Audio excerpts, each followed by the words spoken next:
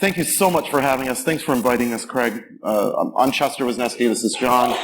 And we've been working together for a long time. And one of the things that we thought would be important to talk about to kind of kick off a Bsides is something to focus a little bit on the sense of community. I mean, that's what makes Bsides such an awesome event. And we're fortunate enough to get to participate in a lot of Bsides around the world. And, well, few of them are this well organized on the first try. So can we get a round of applause for the volunteers?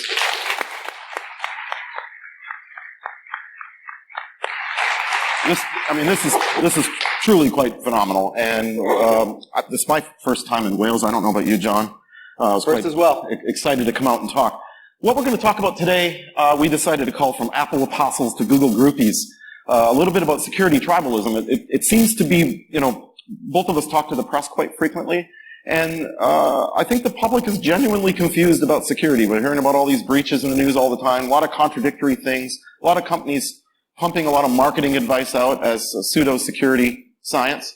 And, we're often not doing ourselves any favors. So we thought we'd kind of pick apart and have some fun with this a little bit. John and I are going to take adversarial positions on a few topics here and talk about how this plays out and how we might think about these things a little more carefully when we're providing advice to the public, to our family, our friends, and work better together as a community to ensure that we're actually giving our best when we're trying to advise the rest of the world on the incredibly complicated details of security and privacy topics. So we've kind of broken it down into a couple little battles, I guess. We've got iPhone versus Android and Huawei versus Cisco, which we'll have some fun with. But we're also going to talk about kind of how we need to keep ourselves up to date with the advice we're giving as well. In particular, things like password policies and Wi-Fi. I mean, everything's changing on a continual basis, and we need to try to be really clear when we're talking to people outside of our industry on how they can stay safe without without confusing them or intimidating them. We're trying to get away from the FUD, right? So, between the two of us, back to being old, I mean, we've been doing this for a little more than 50 years. So we've got quite a bit of experience. And one of the things that, we see continually, especially at Bsides, is arguing is really, really good. Like, please tell us why you disagree with us at the pub later, during the non-after party. I can't speak Welsh, so I'm not going to try to. Kurukan. We have to have healthy debate and talk about these issues. But, we need to do it respectfully, and community-driven events like Bsides are perfect for these kind of conversations. So we invite you to disagree with us afterwards. Maybe not during the talk, but hopefully we'll have some time for some questions as well. Good thing they don't have plastic bottles to decide to throw things at us. And no crowd surfing, please, until the talk is over. Please obey the signage. All right, so let's start with Android versus iPhone. This is always a pretty fun debate, isn't it, Chet? It certainly is, and I don't really understand how there's much of a debate, to be honest with you. I mean, Father Jobs told me everything is just fine and it's perfectly secure, levitating on the stage, and all your hippy-dippy Android crap and its openness is really kind of doomed to failure, I'm pretty sure. Yeah, but your homogeneity is great, except when it isn't. You've all probably heard about the 5 vulnerability chains that came out, I guess, back in October. October's not here yet. October? Wow. In August, that each comprised of multiple vulnerabilities, right? So, according to the researcher Ian Beer at Google, who released these things, most of these vulnerabilities were just caused by poor QA. So there's, owning the hardware and the software for better QA, and just blatant errors that should have never ended up in production code. And it certainly didn't help the Uyghur Muslims who were being targeted by abusing these vulnerabilities, and never mind that, or anybody else who was using an iPhone for a number of years. So vulnerabilities like this just do nothing but hurt the ecosystem. And, we saw F-Secure was a sponsor. Too bad Miko's not here. So in homage to Miko, we thought we'd put up this quote about who we thought was the most secure. This is from a while back, though. I wouldn't disagree, though. I mean, the Windows Phone, to be fair, nobody's targeting it, so it's pretty safe. It's still true. My old BlackBerry is pretty secure as well, despite the vulnerabilities present. I don't know that anybody knows how to exploit them. There's some safety and obscurity, but obviously that's probably not the strategy most of us are going to take. And I mean, I get what you're saying. I mean, the diversity of Google's platform is interesting, but I mean, they think everything can be solved with an algorithm, and that results in things like this, which is obviously quite embarrassing. And everything cannot be solved with an algorithm, and it's one of the reasons, the App Store ecosystem of Apple is so much better than Google. Walled gardens, yes, they have their place. But it's not the only reason Apple's doing it, Chet. I mean, curation indeed does help keep some bad stuff out, but it's not a panacea. And it's not just bad stuff that gets kept out of the Apple Store, or the App Store. We've seen plenty of abusive apps in the past, and, we'll probably see some more in the future. Apple's decided to appoint itself the arbiter of taste and free speech, or just speech in general, really. Imagine buying a car that you couldn't drive to a strip club, or a TV that refused to show Sky News. Well, maybe that last one. Maybe that's a good idea. Now, let's face the fact that, and recognize that we accept this kind of behavior from a manufacturer that controls 50% of the market share here in the UK. Suddenly picking a phone just because it's got a great camera, for example, you're locked into now a whole moral point of view. And the App Store also, this is a good example of when they banned an app for like a Steve Jobs quote of the day because it might not flatter dear leader. This kind of censorship, it stifles freedom, it stifles creativity, and safety. Apple's more concerned about keeping their access to the Chinese market safe rather than allowing people to choose apps that might be in their best interest instead of the interests of the user's government. Right, but I mean, that freedom comes with a cost when you're talking about Google. I mean, the wanton reckless openness invites abuse like we see with this Fortnite situation, right? If you're not familiar, Fortnite, very popular game with the young people these days, and it's not in the Google Play Store. You have to actually sideload Fortnite onto your phone. So you need to go in, disable the protections that are present that limit you to the Google Play Store, to allow you to introduce this application, all because they don't want to pay the 30% tax to Google for all the billions of dollars they're making with their video game. Now, I mean, this, I think this is really risky behavior. It sets this as kind of a norm, especially for young people going, hey, you should disable all the security and take part in this risky behavior of loading random APK files from unknown sources. But Fortnite, that's really, Apple protects you from those kinds of things. You can play Fortnite on an iPhone without having to take those kind of risks and without teaching your children bad habits. Okay, fair point. So can we just agree that sometimes they both suck? Well, yeah, and maybe that's kind of the point here, right? Like, the truth of the matter is we have to assess the risk of each individual thing within the context of how it's going to be used and decide which thing might be safer. Clearly, the App Store is more curated than the Google Store, but in both cases, there are situations where one may be more sensible than the other. Okay.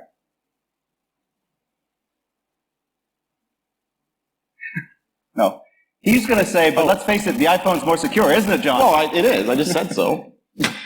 And Steve, before dear leader, passed on, he assured me it was perfect. Yeah, but that's why they didn't have to QA it, man. Is it, though? Like, is the iPhone more secure? When you look at the software architecture of both operating systems, there's a lot of similarity between them. They may do some things differently, under the bonnet, iOS 10 iOS 12 and Android 10 are fairly similar. They use compartmentalization, they use what they call sandboxing, all sorts of other cool tricks that have been around for a long time. But they try to make these things secure. And yes, we do have to acknowledge that when you're trying to compare the two platforms, the hot mess that is the diverse nature of the Android ecosystem does pose some problems. But if we're going to do an apples to apples comparison, see what I did there? You've got to take, an iPhone and an Android Pixel, the two flagship devices, and compare them together. And when you do that, both phones actually offer you, a JustWorks experience and excellent security. And most of the troubles start with user behavior. It's just as easy to get phished on an iPhone as it is on an Android. And if you take the attitude that your platform is the most secure, you're probably going to fall a little bit harder than for a meticulously crafted scam. And for what it's worth, it's only the most secure smartphone until it isn't. Here we go again. This was just yesterday with an exploit that can own the entire ecosystem, iPhone 4 to iPhone 10, and there's nothing you can do about it ever. Oh, I get an iPhone 11. Well, yeah, maybe this is Apple's new marketing campaign for the iPhone 11. I've been looking for an excuse. My wife won't just let me buy one. And the latest glut of all these iPhone vulnerabilities, they've even made the fine folks at Zerodium change their minds about who they think is the biggest threat out there. Yeah, $2.5 million though. I mean, that's pretty good. I mean, so they're offering $2.5 million now for an Android, like, no-click, exploit, like full drive-by on Android. I mean, $2.5 million is a lot of money. Yeah, but do you have any idea how much one of these costs? Yeah, okay, you got a point there. So those are pretty expensive. I'm probably more likely to get more than $2.5 million if I just go directly to Chairman Mao and offer him my Ode. But I mean, that's likely where this Apple. This Apple bug you talk about is not likely a brand new thing that was discovered and published yesterday. It's probably how the FBI has been getting into Apple phones for years. And Celebrate and all those other guys. So the bottom line is here, this debate is really more about preference and lock-in than technological competence. Additionally, neither platform is really great at protecting the users that need it most, really. An iPhone's just too expensive for most of the planet to afford. And the alternative is a cheap phone that's forever stuck on Android 5. So, let's not pretend that one is objectively better than the other when what you really want are round corners. All right, so I think we've beat that horse to death. Let's move on and talk a little bit about password policies. And rather than being adversarial here, I think we're just going to take a look at kind of this weird hole we've dug for ourselves with regard to how we handle authentication. And sadly, it's a pretty deep and complicated maze. I'll begin with kind of looking at the problem we have. I think we all are pretty familiar with this problem. This is the top 60 breached passwords during the RockU breach 7, 8, 9, 10 years. How long has it been now? It's been a long time since that breach. But this problem hasn't gone away. In fact, I suspect we'll start seeing DoorDash password hashes showing up any time now.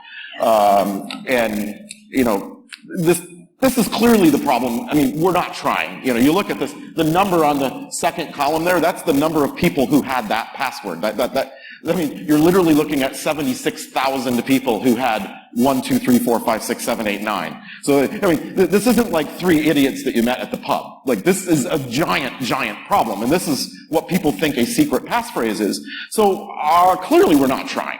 But only 33,000 with Princess, so. Okay, fine. If that's the case, I'm just going to introduce complexity, right? If people aren't going to do the right thing voluntarily, we'll just simply require them to do it right. I thought complexity was the enemy of security. Didn't Generalissimo, Mr. Stallman? No, it wasn't Stallman. It was Ponytail Shier. Shier said the complexity is the enemy of security.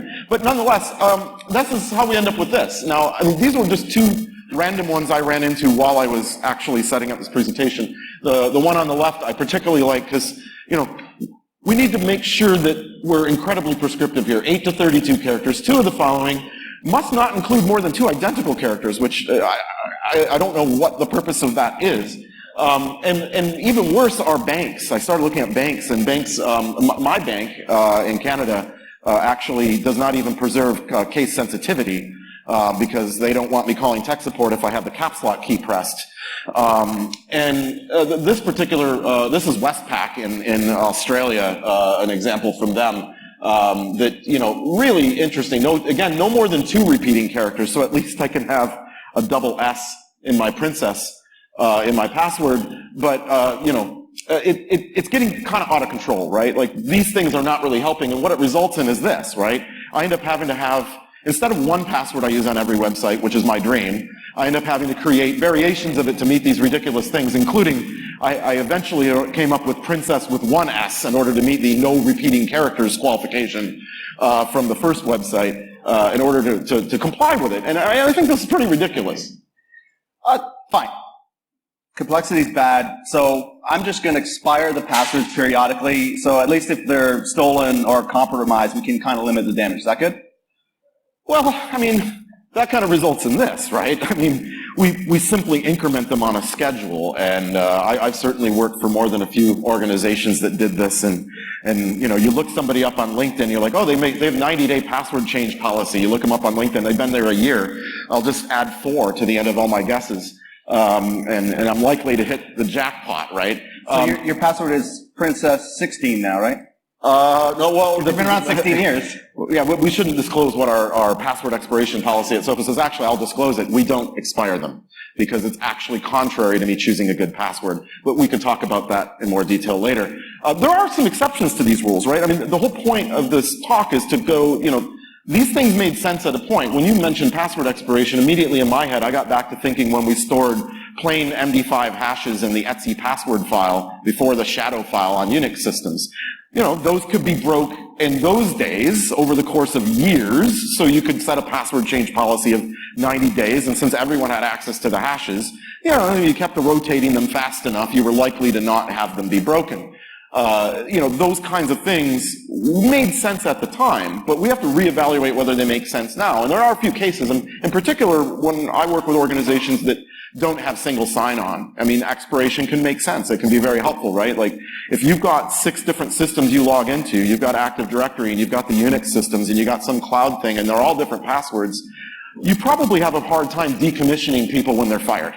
So having a 90-day expiration means, the person you just pissed off when you let them out the door, they can only exploit you for 90 days until your password expires. That can actually help, strangely enough. But we need to think about these things within the context of where we're applying these policies and think about a risk management approach to this. And what we're really trying to do, of course, is increase entropy. And human beings are terrible at this, right? Like, everything we do in our lives is to try to reduce the entropy in our lives largely to make sense of things. And that makes choosing passwords really, really difficult. All right, but there's other things you can do, Chet. If you want to harden authentication, you just, use knowledge-based authentication, right? That'll really stop bad guys from getting into that. Something I know and something I know is not multi-factor authentication. I know a lot. Well, yeah, I couldn't help but use this example. I love that. You probably can't see it. It's a terrible thing. Somehow United Airlines made it impossible to screenshot their website with the drop-down. That's so you can see this. I even did the time screenshot thing, and none of it would work, so I had to take a picture of it because I just couldn't believe how unbelievably bad it was. Not only did they limit my password to 10 characters and not allow me to use any symbols and all kinds of other things, so my password manager was freaking out. But in addition to that, they did this KBA stuff. And I don't know if you can see this, but the top one there is, what is your favorite breed of dog? And not only that, they only allow you to choose predefined answers to the thing that's going to bypass all my password security and let you drain my mileage account and get a free trip to Antigua. Or Cymru. Sure. And I mean, it's just, these things are not really helping. We have to look at things that would help and try to think about putting yourself in the position of your customer, if it's a customer-facing thing, your employee, that kind of thing. And John and I have the privilege of traveling the world quite a lot, and I got to thinking about different things that would really help. One of the things I run into a lot is people in Asia are often second or third language English speakers. Restricting people to our character set is really going to make them choose bad passwords, right? They need to be able to put in Mandarin. They need to be able to put in Cantonese. They need to be able to put in Japanese. Why would we limit the entropy, the available things that people can use when we're storing hashes, when we can allow them to input emoji? Like, do everything possible to enable every type of person who's going to be accessing your system to do something that's clever for them or useful for them to be safer without restricting them. Obviously, multi-factor can play a role. And another thing, the one restriction that both NIST and I agree on is that NIST is the American National Institutes of Standards and Technology, ban those ROCU passwords, right? There are a few websites that have like the top 1,000 used passwords that have been disclosed through breaches. Disallow Princess and 1, 2, 3, 4, 5, 6. That's fair, right? Don't let people use things that are easily guessed and abused and a few simple guesses.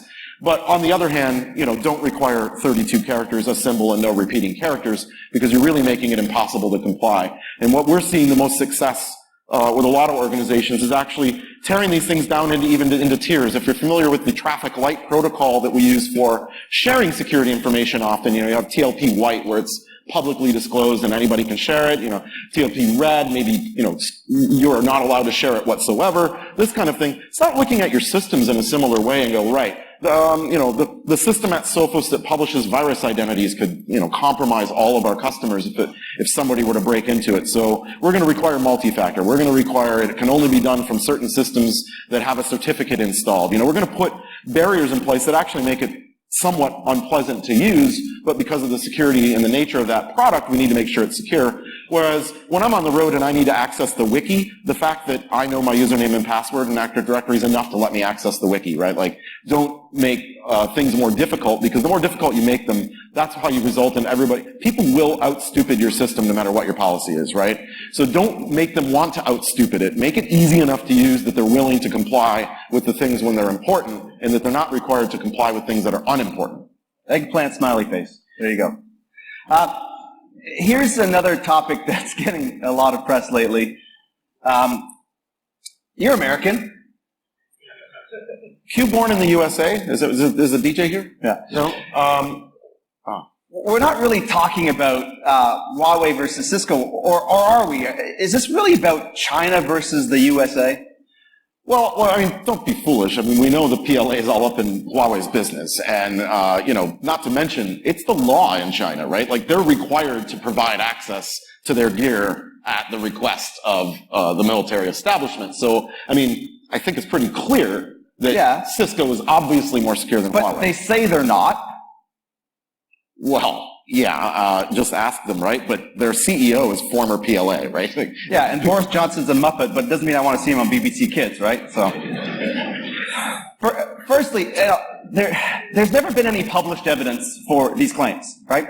It doesn't mean that the Five Eyes doesn't have any, but they're just not talking to us and the general public about it. It's not TLP white. It is not TLP white. And also the NCSC, the fine folks over at GCHQ, who have the same intel as the Americans, they've published a few papers stating that they haven't found anything either in their code reviews. As a matter of fact, what they did publish is that the code is just garbage and barely meets the standard for modern security and software engineering. So if that's the case, that kind of evens the playing field, doesn't it? It's probably because they stole the code from Cisco. But I mean, backdoors, right? Like we just talked about, they have to provide backdoors. There must be backdoors in the Huawei gear. Come on, I mean, did I? Well, I don't know. There is a risk, right? Even if the manufacturer is not complicit, it's not proof that they're there. The U.S. government by law cannot, hack into American companies and implant backdoors or do all sorts of shenanigans, but it doesn't mean they won't find other ways of getting their stuff onto your eventual systems, right? Don't you remember that time when the NSA, the TAO group, they interdicted a bunch of Cisco boxes on their way to the customer's sites, and then they like hijacked a truck or something. Yeah, I never figured out how they really did that. And then they kind of implanted their own special toys, right? I just wonder how much time these guys had to spend at the DEF CON's tamper-evident village before they got it right. Right. So, I mean, if we can't, we know we can't trust Huawei. Come on, they're owned by the PLA. We've established that. So we've got plenty of other market leaders. Like, if we're unsure about the safety of Huawei, then why would we choose them? Why wouldn't we just choose one of the other established players? We've got plenty of people in this space that I feel a lot more confident in than I feel in Huawei. We got Cisco, we got Juniper, we got Nokia, we got all kinds of vendors out there. I would just choose a different one. Okay. Speaking of backdoors, Cisco does not even need the government's help in this department. As a matter of fact, they excel in this department. Would you really trust the world's largest purveyor of hard-coded passwords with your network security? But, instead of speculating about this stuff, let's take a little bit more of a data-driven approach. I know this isn't like a very rigorous, perfectly scientific method, but it gives us a sense of the general security of the two companies' products. When we look at the numbers of vulnerabilities per product in Cisco versus Huawei, it's not even close. All right, so we know we can't trust Cisco, and obviously we can't trust Huawei either. Nokia's almost as bad as Cisco in the vulnerabilities department, so they're out too, but I hear they make great tires. And not only has Juniper also been accused of having backdoors in their code, but their vulnerable product ratio is even worse than Cisco's. What do you say to that? Where does that leave us? I mean, I guess the little slice at the top, who's that? I don't know. TP-Link. Bottom line is, do we really care? Right? Does it really matter whose router your traffic is going through? Everything that really matters, it's encrypted, right? You can't see it. So, besides, even if you know, that your traffic is going from point A to point B, sometimes you can't even tell whether it's leaving your own country. BGP and all. Yeah, I mean, I don't think I've ever been able to establish what brand of router my packets are traversing the internet on anyway. Yeah. I mean, it seems like a pretty absurd argument when it really comes down to it. So it's impossible to know, so why stay up at night worrying about it? The bottom line for this story is it's almost purely a political issue, right? This is an argument between a man who fundamentally misunderstands tariffs, well, he misunderstands a lot of things, and a rival power that's trying to unseat the great, reigning champ in an unwinnable trade war. Okay, so those are out of the way. We've determined password complexity sucks, we can't trust anyone, and iPhones and Androids suck. Sometimes, and sometimes they're great. All right. Okay. So, final topic we'll look at is a little bit around public Wi-Fi being scary. I started getting asked about this last holiday season when I was actually here in the UK. I was in London doing some work, and a bunch of journalists were talking to me and asking, like, for scary advice for people for holiday shopping, like, to scare them into not using the Wi-Fi at the mall, and can you give me 10 reasons that Wi-Fi is scary? And I started thinking about it and going, I don't really think Wi-Fi is that scary anymore. And, that can be a controversial opinion, but, like, let's dig into it the way we've dug into Huawei and Cisco and iPhones and Androids a little bit and think about this. All right, so you think Xi Jinping is all up in your router and public Wi-Fi isn't scary? Oh, I forgot the health and safety warning. I do have a Huawei phone, so any conversations we have later on will be piped directly to the PRC. Don't you know I'm all up in your cookies, bro? By the way, I'm an amateur GIMP artist on weekends, and that's my interpretation of a fire sheet. It's so bad it's good. It's the best I could do. I don't have access to the arts department. So, the truth of the matter is, start digging into things back to your argument that it shouldn't matter what the router is that's traversing my traffic because I should be protecting the data before it gets there. We're making a lot of improvement. This is back in the Ed Snowden days here on the left side of the chart, right after the Snowden allegations. We were still less than 30% of the general web traffic was encrypted. So that blue line up the center there is the global average of encrypted websites. This data is from Let's Encrypt and the Mozilla Foundation. So basically, if you use Firefox and you set that thing saying, I agree to share telemetry with Mozilla, that's what's feeding this data. And that bottom line there is the worst performing country, which is Japan, around, I think they're about 69% encrypted. For Japanese users of Firefox. The global, the blue line, right now is at 78.4%, and the United States is the top line with the most encrypted traffic at 89.1%. Now, based on data I have from Sophos Labs and some testing I've done in the past, I would argue most of the Western countries, Western Europe, UK, etc., are all around that 90% mark these days. Unfortunately, I was unable to extract that data directly from the Mozilla data set. But, 90% of our traffic's encrypted, and I'm suspecting the other 10% might be things I don't care about. I know I'm a big fan of using, if you don't know about it, it's great, neverssl.com. It's the last HTTP website, but it helps you trigger all those captive portals on the train and at the airport and all that, because if you try to go to encrypted sites, often they get, you can't trigger the portal, right? So I think a lot of those HTTP things are people logging into their TP-Link and, accessing captive portals at hotels, those types of things. Oh, Shodan. All right, so you only think it's encrypted. Haven't you heard about a little thing called SSL strip? You've been around a while. Yeah, well, that was a problem, but, again, some of these problems are solved problems to a degree. Whoa. Let's go back Forward and back, yes. HSTS, most of you probably heard of it, HTTP, Strict Transport Security. I was able to get this graphic from a gentleman who did some training on this stuff. I thought this was a great representation of what it is if you're not familiar. But the whole idea is to protect against SSL strip and things like that happening on hotel Wi-Fi networks and airports and these types of things. And the idea being you remember that a site was encrypted last time you went there, but you not only remember that the site was encrypted and only ever access it encrypted, you also can bypass things like SSL strip by remembering the certificate it was encrypted with and who the issuer of that certificate was, so that you are less likely to have somebody be able to compromise your traffic. And you might say, yeah, but it's optional, and it is optional. And, how prevalent is it really, and is it going to protect me against the things I'm worried about? Because usually I'm worried about, my credit card, my financial stuff, this kind of thing. If I'm using a public Wi-Fi, I'm less concerned about other things. And I just did a little digging out of curiosity. This is a couple screenshots from the HSTS cache on my Firefox on my laptop. And I just rebuilt my laptop about 2 months ago, and I already had 1,024 sites have me store their TLS certificate with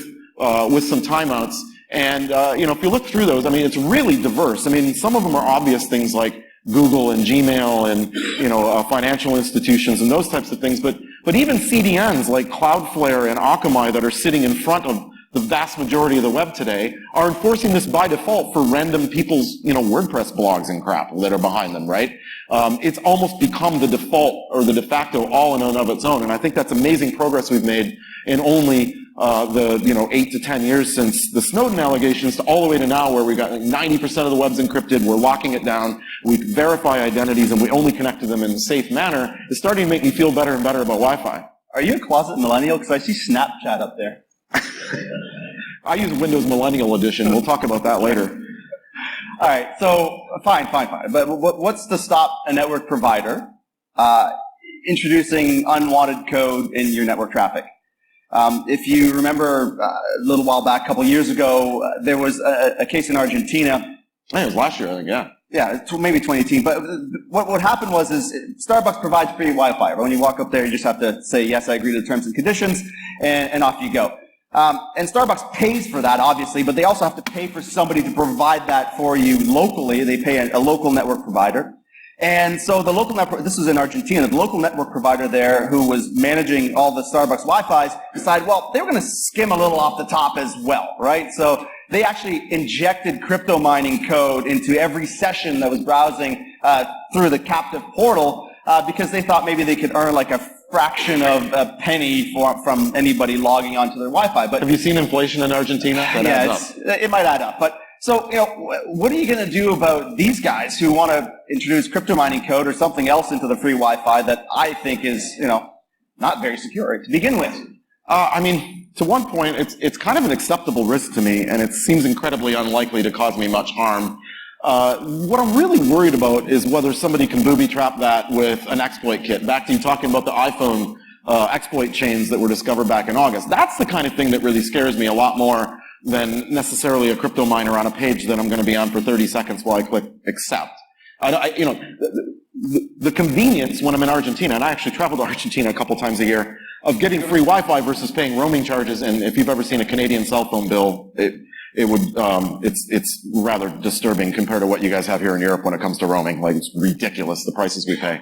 So, I think that's an acceptable trade-off. And, for exploit chains and things like that to work, they often won't work in a captive portal because you're not able to access the internet where much of the code and the command and control server and all the malicious things that are out there. It just seems unlikely if I'm patching my computer that that's going to be a real risk that I'm worried about. So, I think I got you, because the way to do this is probably with like DNS manipulation, right? So, you remember DNS changer? That's where I'm going to go. So obviously, if you're man-in-the-middling connections, there's a lot of ways I can manipulate that traffic. And so if DNS can be manipulated, it just proves, I've just proved it, that open Wi-Fi exacerbates this whole problem. Yeah, certainly DNS is the weak link in the chain, but that's now why we have, the rest of the world aside from the UK has DNS over HTTP, yes. It's an EU thing. Now that you're leaving the European Union, you're not allowed to have this. You can't this. have nice things.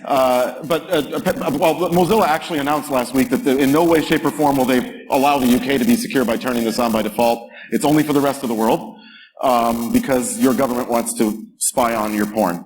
Anyway, you can turn it on yourself. They just won't turn it on for you. But this is the answer. This is one of the answers, potentially an answer to this problem. DNS over HTTPS. Well, it's true. Ask me about Cloudflare at the pub, because I'm not entirely down with this scheme, but I am down with the privacy and the security it provides over attacks like John is talking about on public Wi-Fi. And certainly while I've been traveling here in the UK this week, I've turned on my Firefox to use this feature for the privacy-enhancing features of it. I don't really trust the Marriott Wi-Fi from the standpoint of it not being tampered with. I just have to trust in crypto to protect me, and this is just another layer of that to protect me from attacks on that network. Yeah, but where else are you going to get your HN? All right, fine. So, given all that, I think the answer is fairly clear, right? We're just going to pipe everything through a VPN, and that will solve all of our problems because now we'll be fully encrypted end-to-end, more than before. We'll have encryption on top of encryption. So, what do you say to that, smart guy? Well, I guess the question is that making things better? Like, should I trust NordVPN more than I trust the Marriott Cardiff? I'm not really confident in that. For one, VPN services attract people often that are committing crimes or trying to maintain their privacy, which makes them incredibly attractive to governments, spies, and hackers who want to actually compromise their traffic. Their exit points, no different than Tor exit nodes, are often the focus of spying because that's where the people trying to hide are all coming out onto the internet. So I'm not convinced that that's really that helpful, but as a thought exercise while I was working on the slides, I got to thinking, what would the best VPN service possibly be? And my conclusion was NSA VPN. A free service available to you, you're guaranteed to be spied on, but only by the NSA. Nobody else has the wherewithal to spy on the NSA, so when your traffic comes out, Uncle Sam's watching you, but probably nobody else. And to be fair, looking at, my risk meter, I'm going, this actually doesn't sound half bad to me. I kind of figure the NSA is already all up in my shit anyway. And if I got a service from them, it seems like I'd probably get through out of their network without being spied on. So, I don't know how you feel. You can share your opinions with us later about NSA VPN, but I was thinking about approaching them with this idea and seeing if I can get some startup funding. I was going to say GCHQ VPN, but they're already spying anyway, so. Only on Americans. Excellent. So I'm safe. As a subject of Her Majesty the Queen. Okay, so fine. You're saying that, public is great, but if I choose the wrong choice here, then I'm exposing myself to all sorts of stuff, specifically network worms like Eternal Blue, Bluekeep, and all the other worms that have yet to come and maybe are still around. Yeah, that's true. It's probably true on your LAN as well, but that's why we have client isolation. And as much as we travel, I've been testing this quite a lot, doing a little bit of Wi-Fi sniffing perhaps as I'm motoring about. And almost every public Wi-Fi network I've accessed in the last year has client isolation enabled, and that's a reasonable layer of protection against the spreading of worms. In fact, it's probably safer than your LAN. Arguably. And we've been making a lot of progress in this department the last few years. I don't know if any of you have had much time to look at some of the new Wi-Fi standards. They were all kind of ratified and announced last June, but not really deployed anywhere widely to speak of as of this point. But Wi-Fi 6 is interesting because Wi-Fi 6, as part of the new standard, requires that all new gear that wants to be certified by the Wi-Fi Alliance has to comply with WPA3 standards. And there's a lot of new and interesting things going on with WPA3, and particularly what's called Wi-Fi Certified Enhanced Open. And that's a bit of a mouthful and doesn't really roll off the tongue. But Enhanced Open is the new public Wi-Fi standard, and that, in essence, negotiates a perfect forward secret key in secret for every connection to an open Wi-Fi without any passphrase. Well, why do we need this? Because WPA2 or PSK, it's good enough, isn't it? Well, yeah, I guess you could just write the Wi-Fi thing on a coupon at the Costa Coffee or whatever and give it to people like they have a tendency to do. But in doing my own research on this, I thought, well, how hard is it to crack a WPA2 PSK these days? And I hadn't realized that some researchers with the Hashcat group that work on hash busting with GPUs and things, when they were looking at WPA3, discovered some new flaws in WPA2 that we hadn't known about before, and have accelerated the cracking and capture of PSK keys without even knowing what they are or even being able to observe the initial negotiation. You can actually force an access point to cough them up. And I thought, well, I'm going to try this on my home network. I have a reasonably secure Wi-Fi password on my home network. I think my passphrase is around 14 or 16 characters. I'd actually have to count. But it was a decent length, decent complexity, but something I can remember and tell people. And I threw it at my AMD GPU in my desktop machine at home, and I cracked it in about 2 minutes and 35 seconds with one computer, right? Like, if I'd done it on my laptop, it probably would have been 10 or 15 minutes because I don't have a powerful GPU. But, like, I can steal a PSK WPA2 key without ever knowing what it was or even knowing that somebody's using it. I hadn't realized it had actually gotten that bad.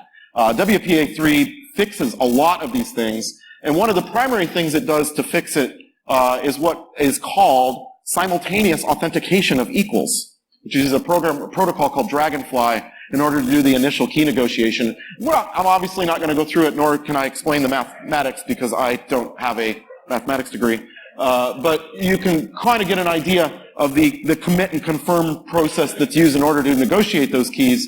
And it's quite robust. At this point, no one's really aware of any terrible weaknesses in it. There have been a few holes poked in WPA3 by some researchers along the way, which is good because the fact that it's not widely deployed yet means we can kind of fix the standards a little bit as they're getting baked into the firmware of devices that are starting to ship now. And I looked around, and most vendors are shipping enterprise gear supporting this, or firmwares that add it to their existing enterprise gear around now, and you'll start seeing a lot more of it in the first calendar quarter of 2020. So, the bottom line is we have to take factual and data-driven approaches to these arguments, rather than just letting our emotions and our preferences take control of this. Yes, sharks are a hazard when you're swimming in the ocean. They can get bitey from time to time, but that usually happens when they feel threatened or there's some sort of, external stimulus like chemical signaling or environmental stresses or, mistaken identity. I'm a scuba diver. I've been diving with sharks. It's great. They're magic creatures. But when you're going into the ocean, where sharks have been known to frequent from time to time, it does increase your risk of shark attack. But unless you're wearing, tuna-flavored swim trunks in shark-infested waters, your risk of attack is still fairly low. Do they make tuna-flavored swim trunks? They do now. It's a Kickstarter. Alibaba. Yeah. So security is really no different, right? There are hazards, as we've shown, and there are risks, but each must be honestly recognized and weighed. And these topics are just much more nuanced and complicated when you dig into the details, even when the hole is only an inch deep, as we've hopefully shown today. We couldn't go deep into any of these because it is nuanced, it is complicated, and moreover, it requires context, right? Why are you doing this? How are you using it? So I'm far more comfortable with my mom using public Wi-Fi than I am Facebook. And to me, those are sensible decisions. And my fairly technically illiterate mom uses an Android phone, and she's all right. So let's Does she play Fortnite? She does not play Fortnite. So let's keep having these vigorous debates about security, right? But in a way that's respectful and honest about the real reasons and the real risks as opposed to the perceived ones. This is how our community here in Wales and the larger security community are going to solve these complex and important problems. So by all means, keep arguing, keep debating, but most importantly, in the words of two most righteous dudes, be excellent to each other. Thank you.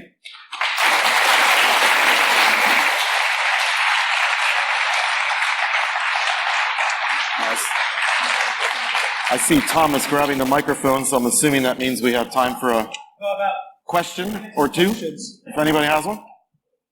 Or challenge. Your challenge, yeah. Duel. We accept a good debate. One more question. Nortel. So you did a comparison of Huawei and Cisco. I think we've got a historic example. So what happened with Nortel? What happened with what? Nortel. A fine Canadian company. Fine Canadian company. It's been decimated by patent trolls. Yeah, Nortel, I guess. I think you might end up in the Windows Phone category if you have Nortel gear, which is nobody knows how to hack it because they can't get it anymore. Might be a win. fine Canadian engineering from Ontario, I believe. Yep. I actually, funny enough, you bring up Nortel, in that I was doing some research for RSA last year, and Microsoft bought Nortel's IP space for Azure because they needed IPv4 IP addresses. So the old Nortel IPs are assigned to Azure now, and it was the source of like 8% of the malicious traffic we saw in Sophos Labs. All this Nortel traffic. So it's still alive. If you do a whois on the IPs, they shall come back as Nortel. Microsoft's not taking ownership of, I think they paid like $16 per IP. Pretty expensive. Maybe that's what we do. We just go find old Nortel gear and we use that as our routers and switches. Yeah, I've got some old Synaptics-based switches in the closet, I think. Anybody else? Anybody else? Cool. Have a great Round of applause conference. for Thanks Chet and John. Yeah. Thank you very much. Thank you.